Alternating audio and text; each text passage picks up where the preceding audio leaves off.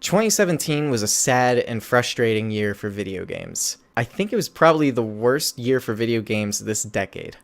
And that's saying a lot. Just about everyone has heard of the issues with Electronic Arts' Battlefront 2, and the huge fiasco it's going on around it with its loot boxes, and the refusal to take out microtransactions. In fact, there's been so much outrage over this game that not only does EA have the most downvoted Reddit post ever, but there's actually an official petition online to get Disney to revoke the license of Star Wars from EA, and it was signed by yours truly.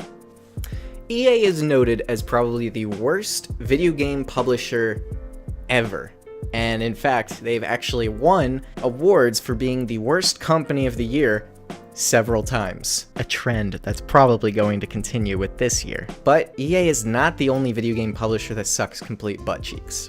See, we've come to a strange time where big budget developers and publishers are pushing the limits to see how far they can go with monetization in video games.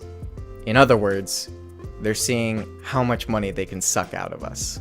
This puts a lot of stress and a lot of tension on the video game industry. Players become upset with their developers and publishers, and sales can affect a lot of different things. Developers that we absolutely love might be shut down because their publisher sees their game is not viable anymore. And at the same time, there's still players who will support these sissy-caked cooch slug developers and publishers who don't really deserve it. It's a gray space for how things kind of get set in motion, and either something really good can come out of not supporting a developer or publisher, or it can be really bad. Now, I know you've probably heard this a million times by now, but the only way to make a significant difference in the gaming industry is with your wallet. Believe it or not, many publishers are only making games for the money. The people who publish these games probably don't even play video games. It's the developers and the development team that has a lot of passion behind the games that they're working on. But unfortunately, that stuff gets overshadowed by greedy publishers. This greed is demonstrated by companies like EA, Ubisoft, and even Bethesda. EA wants to monetize every single game ever and label it as a service, which really they just want you to pay for things that you should have already had in the first place when you first purchased your game. They also shut down a well-established studio, Visceral Games, the creators of such amazing titles like Dead Space, claiming that gamers don't like single-player experiences anymore. Do you have a butt for a brain? Are you completely insane? I live for single-player games. I don't like people, okay? I think that's pretty obvious. It's just, how can you possibly think that in an industry like this? Especially when you have games like SKYRIM, that's still being put out every year, but you also got titles like The Witcher 3, The Evil Within, Wolfenstein. You got all these really cool single-player experiences, and actually every game I just listed is exclusively a single-player experience. EA also, despite large amounts of criticism and outrage, refused to take away microtransactions and loot crates from their video games. I mean, what the fuck? And Ubisoft has been improving recently. Origins was, from what I hear, a good game, and The Division is getting better, and Siege is a good game. But the thing is, they monetize the absolute crap out of Rainbow Six Siege. If you want to buy the base game, it's less than 20 bucks. Cool, you can experience it in the most minimalist way possible. If you want to play with the same content and experience as everyone else, you're gonna have to shell out more money. On top of that, you own a $60 full price AAA game that you might have even spent more than $60 on, and every year there is a new year 1, year 2, year 3 add-on that includes more content that you just need to pay more money for. So on one hand, Ubisoft is trying something new with Siege. They're making a game that is supposed to rival Counter-Strike, and from what I hear, a lot of people think that it is a good rival for Counter-Strike.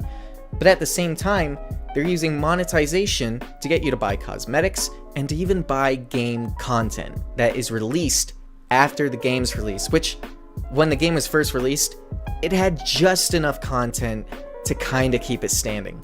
And to think that they were ballsy enough to force you to pay more for like year 1 content, year 2 content, and year 3 content whenever that comes out.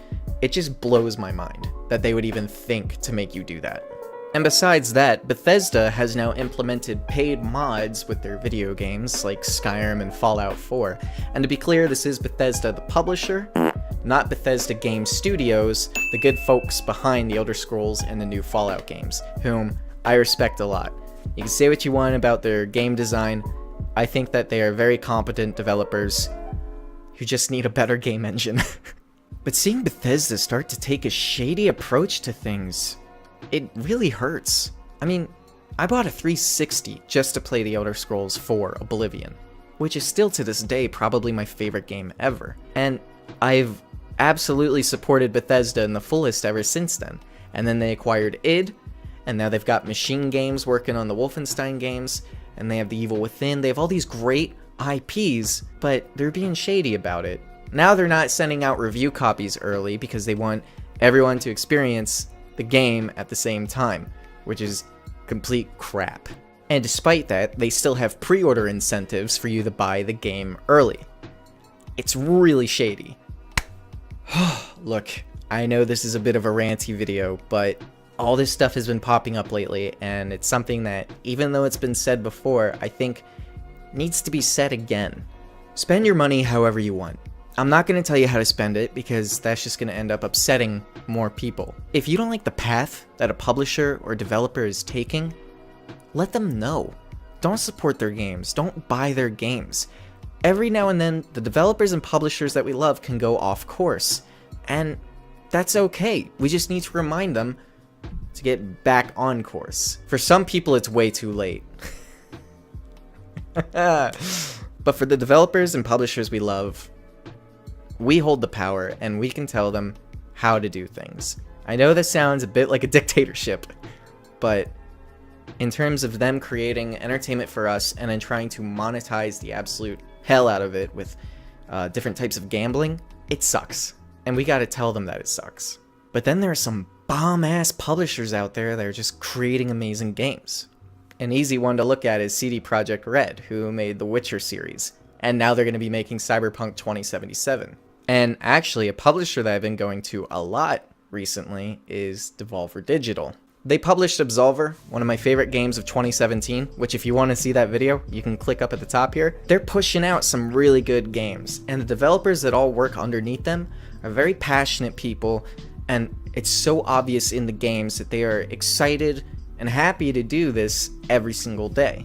During E3 2017, Devolver Digital had its own press conference where it basically just made fun of EA and Ubisoft and how their games are probably not quite ready to be shipped when they're put out. And look, like I said, you have the right to spend your money however you want.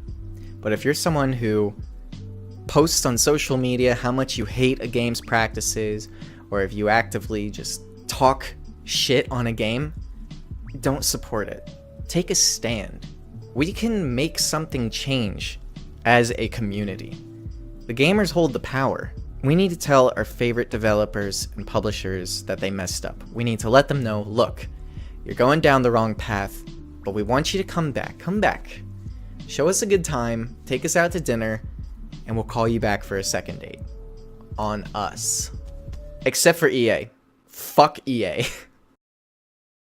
Thank you for watching this ranty video. I know my videos are usually a bit more cheerful and upbeat, but I feel like this just had to be said. If you want to see my favorite games of 2017, games that I think stand out and do an amazing job at what they're trying to accomplish, you can click this link right here to go to that video. And if you want to subscribe to see more content like this on a regular basis, there's the button for that.